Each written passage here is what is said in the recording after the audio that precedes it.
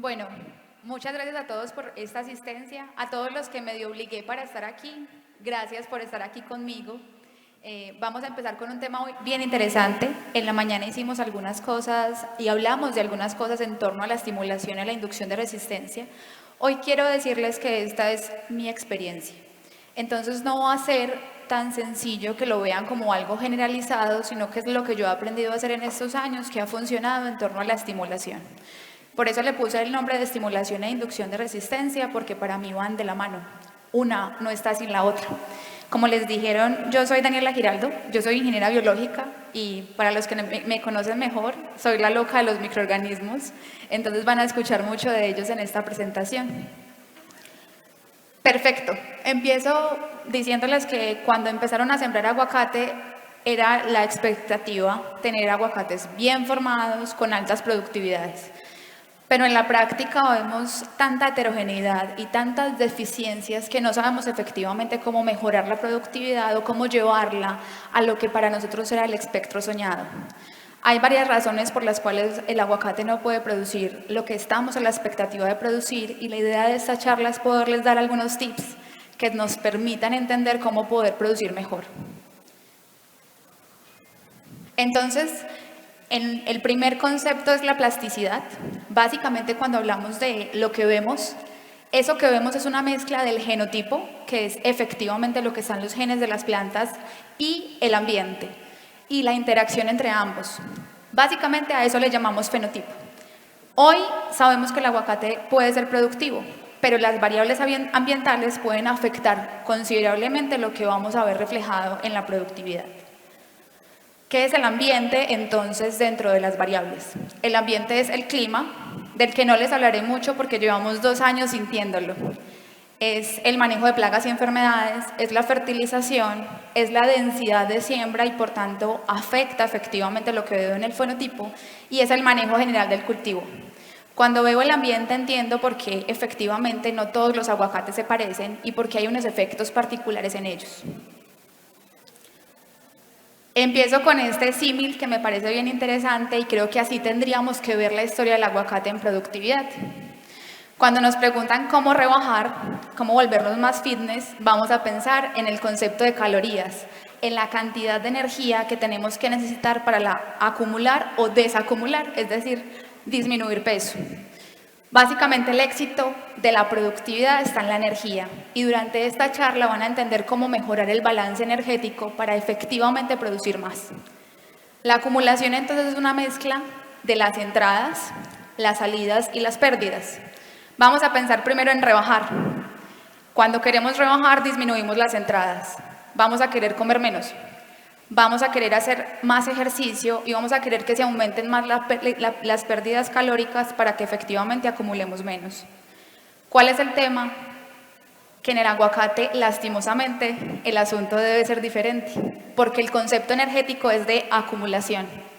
Aquí entonces tenemos que aumentar las entradas para que sean mayores a las salidas y mayores a las pérdidas, y que esto en mi balance energético me dé positivo, y que efectivamente se pueda acumular en un fruto que es finalmente lo que voy a sacar de mi cultivo. Me gusta mucho mostrarles la tabla de contenido nutricional, porque no sé si conocen cuántas calorías genera o tiene un aguacate Hass, pero se los voy a comparar con una manzana. Las manzanas tienen entre 47 y 57 kilocalorías. El aguacate Hass por cada 100 gramos tiene 160. Y si pensamos en esto, en el cultivo, vamos a pensar que la acumulación de energía que necesita ese aguacate va a ser mucho más alta que la acumulación que necesitaría un productor de manzana. Y les doy el ejemplo de la manzana porque no creo que haya muchos productores de manzana presentes. Entonces, ¿cómo se mueve esa balanza? La balanza es una mezcla. ¿Entre qué? La acumulación es efectivamente la biomasa que vamos a querer producir en nuestro cultivo, y va a ser una mezcla positiva de las entradas. La primera entrada y la más importante es la energía. En muchos de los huertos en donde hemos trabajado me preguntan mucho: Dani, ¿cómo bioestimulo? Y mi primera respuesta es: busque horas luz. Ahí puedo aumentar efectivamente mis entradas vía fotosíntesis. Ese es el primer camino que tenemos que trabajar. El segundo camino es pensar en el manejo del agua y en el tema nutricional. nos hablaron durante las charlas de la mañana que el balance energético requiere entonces una fertilización balanceada. Esto nos apoya en el modelo de entradas. ¿Qué son las salidas? Las salidas son muchos efectos como la transpiración y el crecimiento vegetativo. ¿Por qué lo pongo en las salidas? Porque lastimosamente en el aguacate no queremos más ramas, queremos más frutos. Y por tanto, todo el crecimiento vegetativo es un gasto energético que disminuye la acumulación en fruto. Ahora, ¿cómo vemos las pérdidas? Y a los agrónomos presentes, este es el punto más doloroso. Las pérdidas son la mezcla entre el efecto calórico de las plagas y enfermedades, los abortos, el estrés y la defensa. Todos los modelos que inducen alguna reacción fisiológica en la planta van a generar pérdidas. ¿Y cuál es nuestro trabajo? Disminuirlas.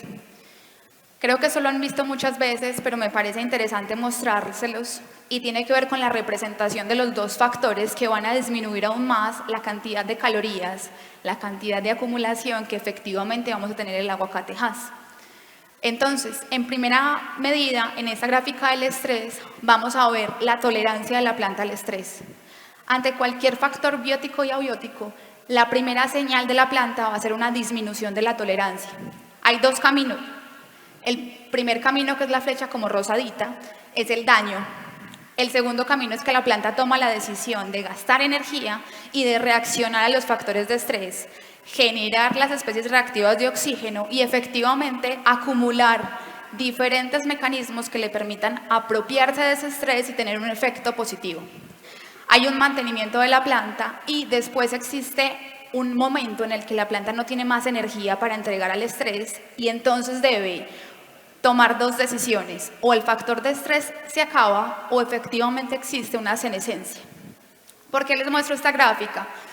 Porque en Colombia escuché muchos en este momento especialistas en aguacate en diferentes fenómenos, digamos en diferentes países, pero en Colombia tenemos súper diferencias en términos de lluvias y sequías.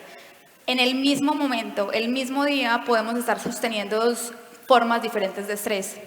Y por eso es que la gráfica de mantenimiento en nuestros árboles puede tener mayores daños, porque entonces en Colombia, en función a las diversidades de clima, el tiempo de mantenimiento de la planta tiene que ser prolongado para poder afectarse positivamente y para poder disminuir el efecto del estrés. Pero ahorita les dije, el estrés es una de las razones principales de las pérdidas y por tanto debemos disminuir el efecto del estrés para aumentar acumulación. El segundo es esta gráfica, que es el modelo zigzag. Muchos lo conocen porque es la gráfica de la inducción de defensa y es un modelo muy bonito que me explica efectivamente las plantas cómo trabajan en respuesta a una defensa. Lo que vamos a ver es que lo primero que existe es algunas moléculas que van a desencadenar la defensa en la planta. Todos los días sus plantas se ven afectadas por la presencia de plagas y enfermedades. No es que por la mañana se levantaron con ácaros, lastimosamente ellos siempre están ahí, solo que en algunos momentos particulares fisiológicos de la planta, el ciclo efectivo del ácaro va a reaccionar mejor y las poblaciones aumentan. Entonces, lo primero que tiene la planta es una respuesta inmune desencadenada por factores PAMS, que efectivamente es la primera forma de la ruta. La planta reacciona generando efectores y a su vez ese modelo de plaga y enfermedad va a generar nuevamente nuevos modelos de moléculas que van a seguir peleando en un mecanismo zigzag que nunca termina. ¿Esto qué quiere decir? En nuestros cultivos todos los días estamos viendo afectada la acumulación por los dos ejes, por los estrés o por las diferentes formas de estrés y porque siempre van a estar atracados por plagas y enfermedades. ¿Cuál es el primer mensaje de esta charla? ¿Qué hacer y cuándo? Y suena muy bonito porque suena muy sencillo. ¿Qué tenemos que hacer? Debemos fertilizar balanceado. Y fertilizar balanceado es de verdad buscar análisis, de verdad hacer balance y de verdad acordarnos que no solamente nitrógeno, fósforo y potasio son necesarios. Adicionalmente tenemos que manejar plagas y enfermedades para disminuir la energía que ellas nos quitan en la producción del cultivo. Debemos generar suelos sanos, como nos dijeron toda la mañana, es una de las cosas que más tenemos que buscar, y debemos generar manejo cultural. ¿Qué estamos buscando en los 4 ejes? Reducción del gasto energético, para que la acumulación sea mayor. Hoy vengo a hablarles de bioestimulación, pero empecé hablando de energía. ¿Y esto es por qué? Porque la bioestimulación nació como una forma de retardar, promover o inducir cualquier proceso fisiológico. En la mañana, en la primera charla, nos decían que bioestimulante y bioestimulación son dos cosas diferentes. Y eso es cierto. Uno puede bioestimular la planta de diferentes formas, no requiere un producto. Una poda puede generar bioestimulación, porque bioestimulación se define como el arte de generar o desencadenar un proceso fisiológico. Este concepto es diferente al concepto de bioestimulante. Y se los pongo en la imagen como una mujer embarazada, porque varios de ustedes, yo no, pero varios de ustedes han tenido la experiencia de tener cerca a alguien embarazado o están embarazadas o han estado embarazadas y lo primero que les mandan es ácido fólico. Les mandan un montón de dieta adicional para disminuir la cantidad de energía que se van a gastar en la generación de ese feto y para afectar lo menor posible el cuerpo de la madre y permitir que efectivamente pueda seguir teniendo descendencia. Los bioestimulantes se definen entonces como cualquier molécula que tenga la capacidad de aumentar la productividad. ¿Por qué la productividad? Porque estamos buscando la acumulación de energía. Ahora, si hablamos del mercado de bioestimulantes, esto me parece muy interesante. Esta es una gráfica sobre la participación de los bioestimulantes a nivel mundial. Actualmente, el 36% son proteína vegetal hidrolizada. ¿Qué son proteínas hidrolizadas? Cualquier fuente de aminoácidos o de péptidos que contengan o que vengan de diferentes fuentes, animales, vegetales o de levadura. Son las más estudiadas y las que más representación tienen en productos. Adicionalmente están las algas marinas, de las que muchos han hablado y van a hablar. Durante esta charla les voy a hablar de ellas. Representa el 30% de participación. Las sustancias húmicas y fúlbicas, los microorganismos y lo que no se ve en la letra del otro color son otros, que básicamente son vitaminas y otras moléculas que no se pueden definir en el resto de la estructura. Este cuadrito no es tan bonito, pero me parece muy importante mostrárselos porque es el efecto que tiene cada bioestimulante asociado a lo que estamos buscando en el cultivo. Entonces, hay diferentes grupos de bioestimulantes. Hablemos primero de las proteínas hidrolizadas, los aminoácidos. ¿Qué es lo primero que tenemos que buscar, agricultores? Saber qué aminoácidos estamos utilizando y pedir el aminograma. Esto va a sonar un poquito extraño y por allá se ríen porque yo soy la loca de los aminogramas, pero hay que saber qué estoy aplicando para efectivamente saber dónde tengo el efecto. Entonces, los aminoácidos son desencadenantes de disminución del estrés. Están específicamente relacionados con los genes que producen y disminuyen el estrés. En una continuación de las diapositivas les voy a mostrar algunos aminoácidos con los que me gusta trabajar. ¿Cuál es su función fisiológica? La producción de flavonoides. Y los flavonoides están asociados a muchas de las rutas que disminuyen el estrés y que activan la resistencia sistémica de la planta. Adicionalmente, en función a la agricultura, lo que queremos es tener una mayor tolerancia al estrés abiótico y, por tanto, aumentar la acumulación. Y en la función económica, miren que hablan de lo mismo, aumento de la productividad. ¿Pero por qué la productividad? Porque se disminuye el estrés.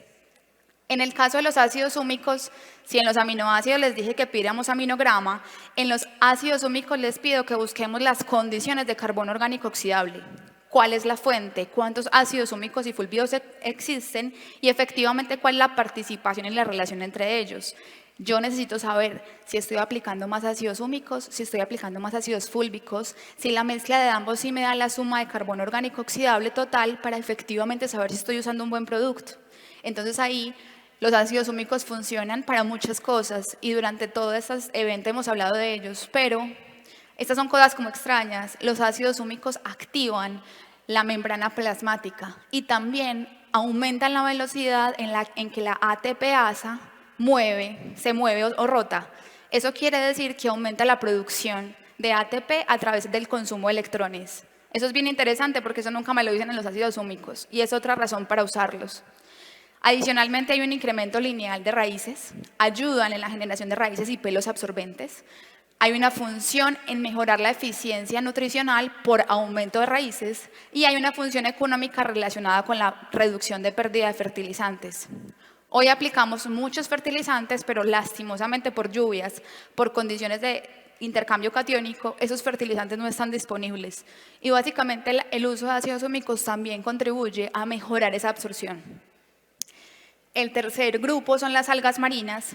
Yo soy un poquito aquí un poquito escéptica con algunos grupos porque todavía falta más investigación. Hoy se conoce mucho sobre Ascophyllum nodosum. El principal efecto del Ascophyllum es promover la expresión de genes que está asociado con el transporte de nutrientes. ¿Esto qué quiere decir? La aplicación de algas marinas va a permitirles una translocación mucho más eficiente de los nutrientes dentro de la planta. Efectivamente está relacionado con un aumento en las emisiones foliares porque aumenta la concentración de esos micronutrientes, mejora la composición de los tejidos foliares. Y esto en aguacate, ¿por qué nos sirve? Recuerden el calcio, recuerden los elementos que son de difícil translocación. Cuando yo aplico algas marinas, esos elementos se mueven de una forma más eficiente. Y esto quiere decir que efectivamente la planta puede mejorar la acumulación en los tejidos en los que buscamos dicha acumulación. El calcio lo necesitamos en frutos, pero la mayor participación del calcio está en ramas. Entonces debo buscar diferentes carriers, diferentes mecanismos para esa translocación. En la agricultura, entonces esa es la función, y en la economía o en la función económica es la biofortificación. En la aplicación de algas marinas, si yo quiero saber si la hice bien, en análisis foliares debo revisar mis incrementos de acumulación de hierro, azufre, zinc, magnesio y cobre. Si yo hiciera un testigo de un tratamiento, las algas marinas deberían mostrar una mayor acumulación, porque ese es su principal efecto. Ahora, de los microorganismos, les dije que quería hablar mucho, la charla es corta, y los grupos microbianos son muchos, pero hoy les doy el consejo de 1, saber qué microorganismos estoy usando, y 2, entender cómo funciona el concepto de concentración. Debo buscar microorganismos que sean adaptables al medio donde estoy, pero adicionalmente las concentraciones deben ser las adecuadas. Tengo que preguntarle a esa casa comercial cuántas esporas por litro o por gramo tiene, cuántas unidades formadores de colonia se convierten y cuál es la capacidad de virulencia. Si esas 3 preguntas las hago bien, voy a usar los microorganismos que realmente necesito para mi cultivo.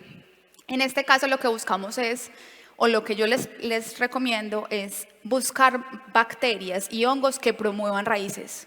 El mayor problema en el aguacate es la falta de raíces y es principalmente el suelo el que nos va a decir esas condiciones de raíces, cómo se forman. Los microorganismos nos ayudan en dos ejes principales, en generar mayores raíces, pero adicionalmente en mejorar la composición que la raíz puede detectar en el medio y permitir un mayor crecimiento. En la función económica, entonces, el uso de microorganismos va a aumentar productividad porque se disminuyen también la pérdida de fertilizantes. Y cómo no, entre más raíces tenga, más estructuras tengo para hacer absorción y por tanto menos pérdida de fertilizantes tendré. Ahora hablemos un poquito más del aguacate, porque esta charla no es tan técnica, es un poquito práctica. Entonces, en el aguacate hay varias cosas bien particulares. Cuando yo hago asesorías en rosa, me queda muy sencillo porque en las rosas me dicen cuándo tienen que programar la producción para el pico de San Valentín. En el aguacate el asunto es un poquito diferente porque en el mismo periodo tengo flores, frutas, flujos vegetativos y entonces tengo que pensar en todos al mismo tiempo. Lo que quiero mostrarles en esta gráfica es que efectivamente estamos en el trópico y aquí la producción de aguacate es bien diversa. ¿Cuál es el primer consejo entonces de esta charla? Y de aquí en adelante les mostraré algunos consejos. El primer consejo es mejorar la nutrición. No es estimular por estimular, sino mejorar los balances de los diferentes elementos para que efectivamente funcionen en la planta. Entonces, voy a mejorar a través de diferentes moléculas. La primera molécula es el zinc. Todos ustedes hoy van a salir pensando que el zinc no solamente sirve para mejorar la producción de auxinas, es decir, para mejorar el enraizamiento, sino que es una molécula que está asociada como cofactor enzimático para la inducción de resistencia. Es el zinc el que me ayuda a llevar señales de activación de defensa, el que aumenta la velocidad de esas señales y el que efectivamente me ayuda con la producción no solamente de raíces, sino de los procesos de activación de defensa. El boro es el segundo nutriente. El boro es un cofactor ribosomal. Todos hemos escuchado que el boro me ayuda para la formación y el crecimiento del tubo polínico, pero hoy vengo contándoles algo más. Es que efectivamente el boro está asociado al metabolismo de los carbohidratos. En el aguacate las flores se producen de forma natural, pero el aguacate detecta la cantidad de energía que tiene y la cantidad de almidón que puede traslocar, y en función a ese balance genera los abortos. Por eso cuando voy a mi cultivo puedo ver grandes floraciones y pocos cuajes, porque el aguacate tomó la decisión de tener pocas frutas para poder acumular la mayor cantidad de energía en ellas. Entonces, el primer consejo es pensar en que la acumulación de esos carbohidratos pueda ser mucho mayor y mucho más eficiente. Ahorita les dije de la luz, ahora les hablo de los nutrientes. El magnesio adicionalmente está asociado al metabolismo de carbohidratos y muchas veces la pérdida del aborto de flores no se debe al boro únicamente, sino a las deficiencias en la aplicación de magnesio. Busquemos fuentes que puedan permitir que esa aplicación sea eficiente. El calcio ayuda como soporte estructural, eso ya lo sabemos, pero acuérdense también que es el que me lleva a la señal de respuesta a estrés. Es el que está asociado a los diferentes mecanismos de estrés y la falta de calcio me va a disminuir la cantidad de, de respuesta inmune al estrés. Acá no les hablo de uno, se los dejo como asterisco y es el molibdeno, porque queremos el molibdeno para que queramos efectivamente microorganismos presentes en el suelo. Este es mi consejo, es un consejo súper sencillo. Digamos que este es algún flujo fenológico en alguna zona y que la floración es de enero a marzo. Algunos pueden tenerla en febrero, otros en marzo, otros en enero y como muchos de los agricultores que conozco, los 3 meses. Si queremos bioestimular para la floración, debemos empezar con la bioestimulación, ojalá mínimo un mes antes de que exista la visual de ese flujo, para que efectivamente los nutrientes que estamos utilizando y los bioestimulantes que estamos utilizando activen ese proceso fisiológico. Entonces, aparece en el cuadro la floración, en qué momentos ocurre, la cosecha, las raíces y el flujo vegetativo. Mi recomendación es bioestimular en 3 aspectos diferentes. El primero es radicular, para que efectivamente hayan raíces que me ayuden a absorber nutrientes, en la floración y en la producción. Ese es un cuadro de resumen que solamente les explica que la idea es que adelantemos esa bioestimulación un mes antes de lo que estamos pensando que ocurre el flujo, para que efectivamente ahí se dé el enfoque. ¿Qué se aplica? Dani, ¿qué me recomiendas de todos los bioestimulantes que conoces?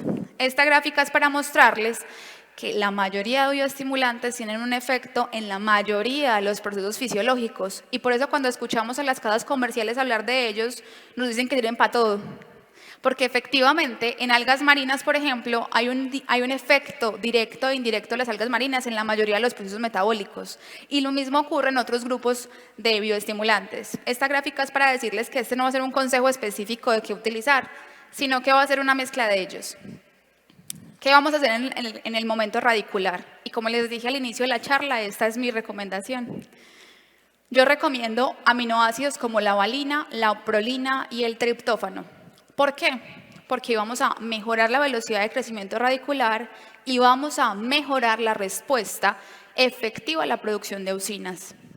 ¿Qué sustancias húmicas? Ácidos húmicos y fúlbicos, como se los expliqué hace un momento, y efectivamente es para promocionar el crecimiento de microorganismos, pero para activar la TPasa, que ahorita les expliqué para qué era. Vamos a aplicar algas marinas, como les dije, Ascophyllum nodosum es hoy mi recomendación, puede ser que mañana aprendamos un poquito más de las demás, para promover el uso de fitohormonas y de la relación glicina-betaína, de la que vamos a hablar mucho más adelante. ¿Y qué microorganismos usar? Micorrizas, porque estamos hablando de los principales agentes que promueven raíces, y bacterias. Yo recomiendo el uso de Burkholdeриas y Pseudomonas. ¿Por qué estos 2 grupos? Porque son grupos que ayudan a promover raíces, pero también que inducen resistencia. Este para mí es un cóctel de bioestimulación que funcionaría bastante bien asociado a los diferentes grupos de microorganismos y de moléculas. En la floración, ¿qué recomiendo? En la floración recomiendo cosas diferentes. Recomiendo ácido glutámico. Por aquí tengo una de mis compañeras y mis amigas en aguacate que me dice mucho, Dani, yo ya siempre recomiendo ácido glutámico. El ácido glutámico es el aminoácido que promueve el resto de los aminoácidos dentro de la planta. Entonces es como, si yo no sé qué aplicar, ácido glutámico sería mi respuesta. Y adicionalmente la prolina porque me disminuye el estrés biótico y abiótico. Algas marinas nuevamente y vitaminas como el ácido fólico. Al igual que en las mujeres, el ácido fólico en las plantas va a aportar en la velocidad de los mecanismos de acción de los aminoácidos, ácidos nucleicos y adicionalmente en la disminución del estrés. Y por último, los carbohidratos que efectivamente recomiendo. Me decían que no sabían cuándo recomendar carbohidratos, yo lo recomiendo en floración, para que efectivamente haya una mayor acumulación en flor y efectivamente eso disminuya la cantidad de aborto. Aquí recomiendo carbohidratos como silosas y dextrosas que son bien específicos para acumulación. En la fructificación recomiendo nuevamente ácido glutámico porque está asociado a toda la ruta de aminoácidos, ácido aspartico porque está asociado a la formación de NAT y coenzimas que efectivamente afectan el estrés y el ciclo de energía, algas marinas nuevamente y como resumen, ¿qué aplico durante todo el ciclo? Algas marinas y otras moléculas como el quitosano. En este caso, no solamente busco mejorar el cuaje y que la fruta sea más productiva, sino aumentar la calidad. El quitosano se ha conocido como una molécula que no solamente activa la defensa, sino que es un fungistático. Por tanto, me va a disminuir en la pérdida por algunos conteos específicos sobre el aguacate. Este es un caso de éxito. Me parece bonito mostrarles cosas que han funcionado. Este es un caso que tenemos de una finca que lleva más o menos unos 3 años en aplicaciones, empezando en el 2021. Se han aplicado algas marinas. Efectivamente se ha hecho un monitoreo árbol a árbol de la aplicación de algas marinas y hemos encontrado, por ejemplo, que en el 2021 aumentó la productividad en 1.46 kilogramos por árbol, en el 2022 en 9.76 kilogramos por árbol y a la fecha pues apenas estamos en cosecha, ya les contaré. El área foliar aumentó. ¿Por qué aumentó el área foliar? Porque efectivamente tengo más energía para crecer en área fotosintética. Más área fotosintética se traducirá nuevamente en más productividad. También tengo que ver esa respuesta en mis huertos. Tengo que ver un crecimiento en mi área foliar, efectivamente con la aplicación de bioestimulantes. Y hay un incremento en grados Brix en raíz. Ahorita nos hablaron en la charla de grados Brix. Yo uso esto para saber si los bioestimulantes funcionan o no, porque me ayuda a revisar si efectivamente aumenta la acumulación de azúcares. Efectivamente también se hizo un análisis en niveles foliares y como les dije ahorita, analizo foliarmente mi planta para verificar que hayan aumentos en los diferentes microelementos, que son uno de los principales enfoques de aplicación de algas marinas. Entonces, una pregunta que me hacen mucho es, Dani, ¿yo cómo sé que el bioestimulante me funcionó? Lo primero que tengo que ver es algunos incrementos en grados Brix o acumulación de azúcares, pero lo segundo es ver algunos movimientos mucho más eficientes de micronutrientes que sin el bioestimulante no podrían movilizarse. Este es un caso bien interesante y se ha estudiado bastante en la aplicación de algas marinas. Esta soy yo, mi nombre es Daniela Giraldo, ahí está mi contacto y pues muchas gracias por la participación en este evento.